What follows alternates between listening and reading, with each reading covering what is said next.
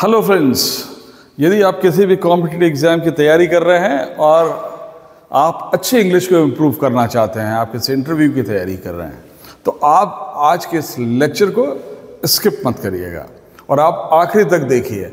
आप इंग्लिश के बारे में बहुत अच्छी बातें जानेंगे। आज हम आपको कुछ एक्सप्रेशंस दे रहे हैं, हम आपको इडियम्स एंड कुछ फ्रेजेस भी देने जा रहे हैं। आप इडियम्स और फ्रेजेस को जाने और जाने ही नहीं, इसको बोलना भी शुरू करें। और आज से, अभी से देखिए, हम आपको पढ़ाने जा रहे हैं। जैसे कि हम कहें डार्क हॉर्स, साधारण तौर पर हम कहेंगे कि डार्क हॉर्स का मतलब होता है काला घोड़ा, लेकिन यहाँ ऐसा नहीं है। इसका मतलब होता है छुपा रुस्तम। कई सारे लोग होते हैं जो बहुत टैलेंटेड होते हैं, लेकिन वो किसी को बताते नहीं हैं। ऐसे लोगों को क्या कहते हैं? डार्क हॉर्स, कि बड़ा छुपा रुस्तम है ये। अगर मैं कहूँ एट द 11th आवर, ये बहुत ही अच्छा फ्रेज है। एट द 11th आवर हम लोग कहेंगे एन वक्त पर, एन वक्त पर। अगर मैं कहूँ कि I was planning to go to Indore but at the 11th hour I drop the idea. मैं जाने की तैयारी तो कर रहा था, लेकिन एन वक्त पर मैंने आइडिया ड्रॉप कर दिया। Is it clear? तो ये डार्क हॉर्स का मतलब होता है छिपा रुस्तम। अगर मैं कहूँ good for nothing, it's a very good phrase. Good for nothing, यानी यहाँ पर हिंदी में कहते हैं किसी काम का नहीं। जैसा अगर आपको किसी को यह कहना है कि तुम है ना किसी काम के नहीं हो, तो इंग्लिश में क्या कहेंगे? You are good for nothing. कई बार टीचर्स स्टूडेंट्स को बहुत बोलती हैं, स्पेशली उन बच्चों को जो बिल्कुल नहीं पढ़ते हैं, कि you are good for nothing, तुम किसी भी काम के नहीं हो। Is it clear?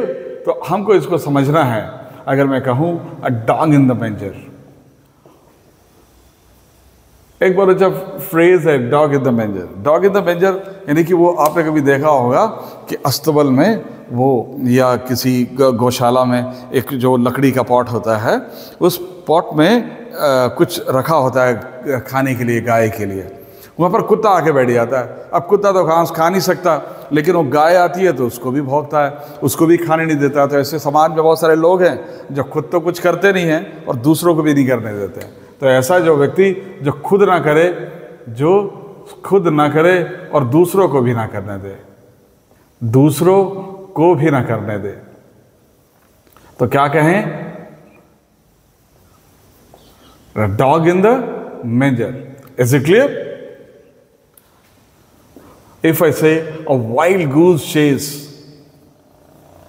A wild goose chase. देखिए, इंग्लिश नहीं है, अच्छी इंग्लिश बोलनी है। वाइल्ड गूज चेज का मतलब होता है फ्रूटलेस एफर्ट्स, निरर्थक प्रयास। अगर मैं कहूं निरर्थक प्रयास, I am putting the wild goose chase. Okay, अपन बोलते हैं कि जब मैं इसके निरर्थक प्रयास कर रहा हूं, मैं this is the wild goose chase, nothing else. ये एक वाइल्ड गूज चेज है और कुछ भी नहीं है। इससे कोई रिजल्ट नहीं आएंगे। जिस एफर्ट से कोई रिजल्ट नहीं आने वाला होता है, उसको कहते हैं वाइल्ड गूज चेज। एक और कहते हैं windfall. I think you must have heard it, आपने सुना होगा शायद। विंडफॉल का मतलब होता है बिना प्रयास के मिली सफलता। विंड है हवा। आप किसी आम के पेड़ के नीचे बैठे हैं और अचानक हवा आए और आम गिर जाए, तो आपके तो मजा आ गई, लेकिन आपने एफर्ट कुछ नहीं किया था। तो जब बिना प्रयास के मिली सफलता, अपन कहते हैं ना कि what have achieved is not a windfall. जो मैंने पाया है ये कोई विंडफॉल नहीं है, ये हमने एफर्ट्स डाले हैं इसके लिए, तो क्या कहते हैं? विंडफॉल। Is it clear? इस तरह की फ्रेजेस को आप पढ़ते जाइए, आप बहुत आसानी से इंग्लिश को, बहुत अच्छी इंग्लिश को बोल पाएंगे। अगर मैं कह रहा हूं कि out of sorts, out of sorts का मतलब होता है स्वास्थ्य का अच्छा ना होना। अंडर द वेदर भी बोल सकते हैं, अंडर द वेदर। देखिए, हिंदी में कहेंगे तो ऐसा लगेगा मौसम के नीचे। इस लिस्ट को आप लगातार पढ़िए, हम ऐसी लिस्ट लगातार देते रहेंगे। आप हमारे साथ जुड़े रहिए, जी सेल्टा के मिशन से जुड़े रहिए, और आप देखिए आप इतनी नई नई फ्रेजेस के बारे में जानेंगे, और आप जानेंगे नहीं, आप बोलने भी लगेंगे। अभी आप बोलेंगे कि मैं एट द 11th आवर मैंने प्लान आइडिया ड्रॉप कर दिया जाने का। अब ये कहते हैं कि जो मैंने अचीव किया ये कोई विंडफॉल नहीं था। Is it clear? किसी को कहते हैं कि he is a dog in the manger, खुद तो कुछ करता नहीं और दूसरों को भी करने नहीं देता। Is it clear? Out of sorts, under the weather का मतलब होता है अस्वस्थ होना। अगर आपका स्वास्थ्य अच्छा नहीं है तो आप अस्वस्थ हैं तो आप बोलेंगे कि I am out of sorts today, या I am under the weather, I am under the weather. तो आप ये समझें, अगर मुझे बोलना है कि समथिंग फिशी, ये बड़ा पॉपुलर है, आपने सुन रखा होगा, लेकिन आज फिर पढ़ लें। समथिंग फिशी का मतलब होता है दाल में कुछ काला होना। देखिए, वर्ड टू वर्ड ट्रांसलेशन कभी नहीं होता हिंदी में। बहुत सारे लोगों को लगता है कि एक हिंदी होती है और उसका कोई इंग्लिश होता है। नहीं, इंग्लिश इंग्लिश की अपनी बनावट है और अपने शब्द हैं। कि हम लोग कहते हैं दाल में कुछ काला होना, लेकिन इंग्लिश में कहते हैं समथिंग फिशी। आप बोल सकते हैं देयर इज समथिंग फिशी, दाल में कुछ काला है। एक लिखा हुआ कुछ होता है और मीनिंग इसका कुछ और ही। Under a cloud, under a cloud का मतलब होता है शक के घेरे में। कोई भी व्यक्ति अगर किसी के शक के घेरे में दिखता है पुलिस को, तो वह बोलते हैं कि ही इज अंडर अ क्लाउड, वो शक के घेरे में है। Is it clear? He is under a cloud. तो आप इंग्लिश के इस नेचर को जानिए। अगर आप जान रहे हैं तो आपके लिए आसान होगा। अगर आपको यह कहना है white elephant, white elephant, white elephant means सफ़ेद हाथी।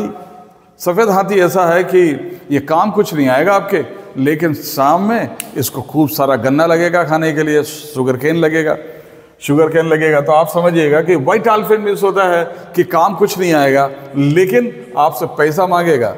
जैसा कई बार होता है कि आप कार खरीद लाए, बहुत ज़्यादा उपयोग तो नहीं कर पा रहे हैं, लेकिन वो आपके लिए आपसे सर्विसिंग भी मांगेगी, पेट्रोल भी मांगेगी, आपके साथ आपको बहुत सारा पैसा भी लगेगा उसमें।